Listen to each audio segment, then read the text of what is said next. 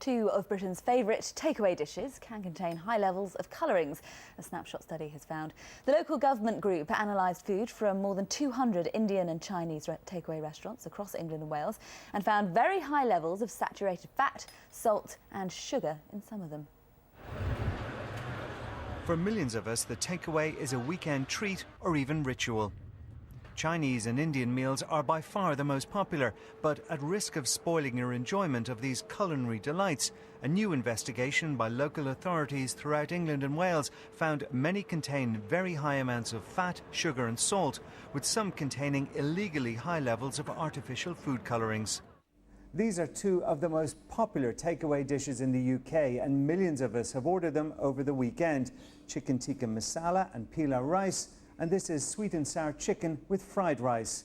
These dishes were ordered from over 200 takeaways, and on average, the Indian takeaway contained 90% of the recommended daily intake of fat, and more saturated fat than medical experts say anyone should eat in a single day.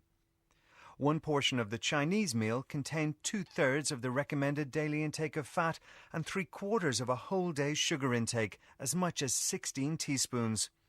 When samples were tested for food colourings, a small number were found to contain levels above the legally permitted amount. We'd like to encourage takeaway providers to cook more healthily and to use materials so that the contents are better for people, and we'd like people to make good choices, to know what's in their food and to make the right choices. The Guild of Bangladeshi Restaurateurs, which represents 2,500 of what many call Indian restaurants, says it's trying to persuade its members to use natural beetroot as a colouring. However, its chairman says the problem is some people think there's something wrong if their tikka masala is not a bright, unnatural red. Keith Doyle, BBC News. Well, I'm pleased to say that with me now is Enam Ali from the Guild of Bangladeshi Restaurateurs, and you've brought a few things in with you. Yes, indeed. I think this is what you do when you command our members and various restaurants in the country to use beetroot rather than artificial colour. But the report which is shown is only even not 1% of the restaurant to be using those kind of heavy, excessive So colouring. these are curries with colouring in them, these two here? Correct, yeah, this is Right. artificial colour and this is a natural colour with the beetroot. Okay.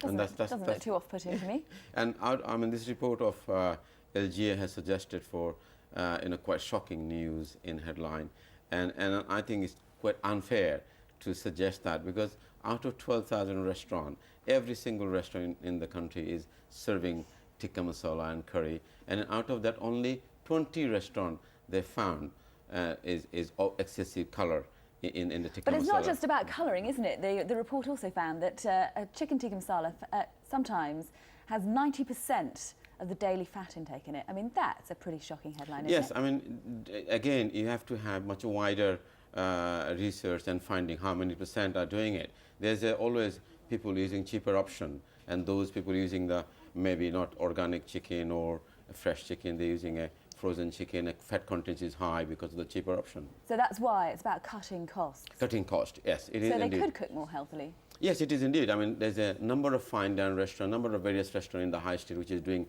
fantastically well, using the natural ingredient, using the fresh chicken, and yes, there's always in the bad apple in every industry. And if you see that report was suggested, I mean, I run my own restaurant in Epsom, and I think I sell more chicken tikka masala than anything else. But obviously, I cannot sell the price of the tikka masala, which is, is same price as artificial colour. So is that your advice then to people who are going for a takeaway? You get what you pay for, pay a bit more for your curry. Absolutely. But again, that report is saying a percentage of using the artificial colour. It's not true.